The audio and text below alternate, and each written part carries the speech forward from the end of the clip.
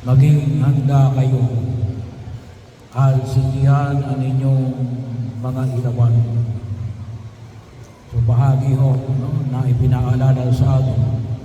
Siguro alam naman ni Francis yan kasi siya ay Boy Scout, siya ay instructor. Bahagi ho na patuloy na ipinaalala sa atin na maging handa, no?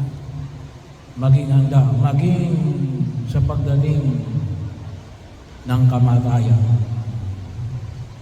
Bahagi yun, no? Sabi nga, nung nakita ko yung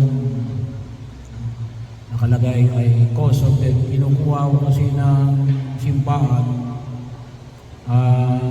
death certificate, para malaman kung ano yung cause of death.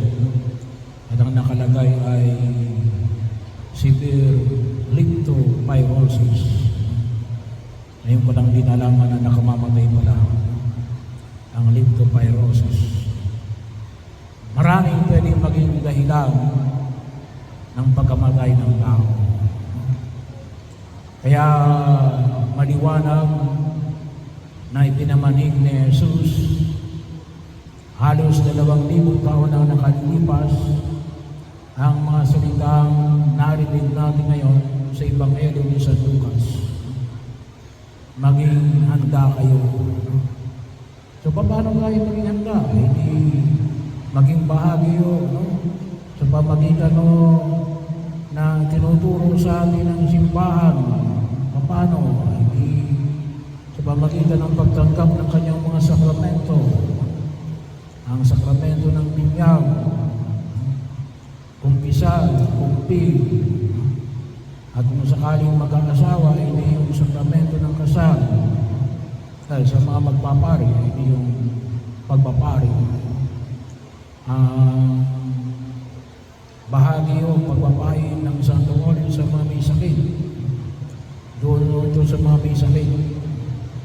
So, pagkakataon na kung saan ay itong lalo-lalo na yung mga sakramento na naging bahagi ng ating pagninilay sa nakalipas na ilang mga linggo ay tungkol sa pagkain ng tinapay na nagbibigay ng buhay na walang hanggan na ipinagkakaloob ng Diyos sa atin sa biyaya ng banal na Eucharistia.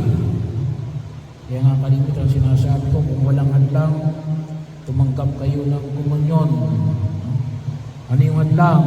Hindi kapag kayo may kasalanang malaki o kayo ay nakakain maliban sa pag-inom ng tubig 1 oras bago mag-komunyon. Pero pag wala, tumanggap kayo ng komunyon. Ito ay mga palatandaan na kung saan ay handa tayo harapin ang buong may kapal. Tutulungan tayo. Sapagkat wala namang sinong tao na gusto nang mamatay sa mundong ginagalawan natin. Pero isang katotohanan na kinakailangan natin paghandaan ang pagdating ng kamatayan. Sapagkat hindi natin alam, hindi natin pwede sabihin, Panginoon, teka muna, time out muna, hindi ako handa. Hindi natin pwedeng sabihin yun. Walang pwedeng makapigil sa pagdating ng kamatayan. Kaya, bahagi na dapat maging maliwanag sa atin ang buhay na puno ng pagpapasalamat sa panahon na inilalagi sa atin ng purong may kapal. Ang mga sakramento ay tulong para natin mapagandaan ang mga bagay na ito. Hindi lang sa oras ng ating kamatayan, ngunit gayon din sa oras na tayo ay mamatayan. Kinakailangan natin na ito ay maging bahagi ng ating pananampalataya.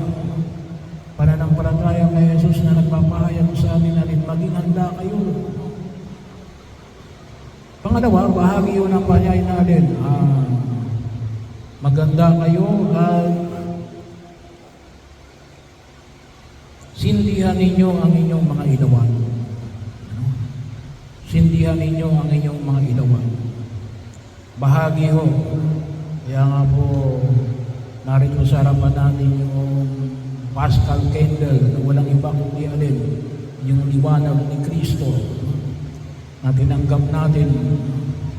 Nawa ay maging daan yan ng higit na pagkilala at pananalig sa harapan ng buong kapal. Bakit natin kinakalang sindihan natin ang ating mga ilawan? Para tayo ay makapaglingkod.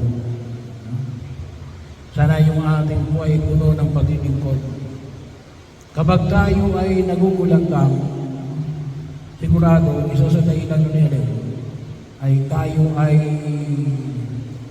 kung tawagin natin ay magkakaroon tayo na psychological shock, hindi tayo makakilos.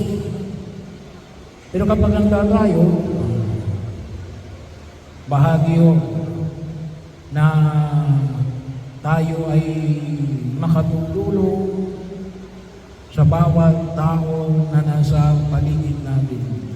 Kahit na sa gitna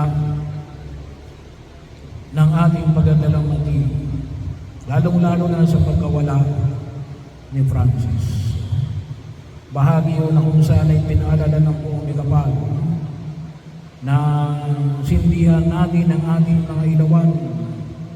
Ito nawa ang magbigay ng liwanag sa atin sa gitna ng ating pagdadalamati at kalungkutan na higit nating paalagaan natin na matanggap natin ang katotohanan ng dulot ng kamatayan at palakasin tayo ng ating pananalig sa Diyos sapagkat tayo naniniwala kay Jesus na ating Panginoon at tagapagligtas na hindi niya pababayaan si Francis bagamat wala na sa ating piling at tayo nananalig na nawain siya ay nasa piling na niya at hindi niya tayo pababayaan sa gitna ng pagkawala ni Francis kahit sa gitna ng maraming agam-agam na hinaharap natin sa daigdig na ito.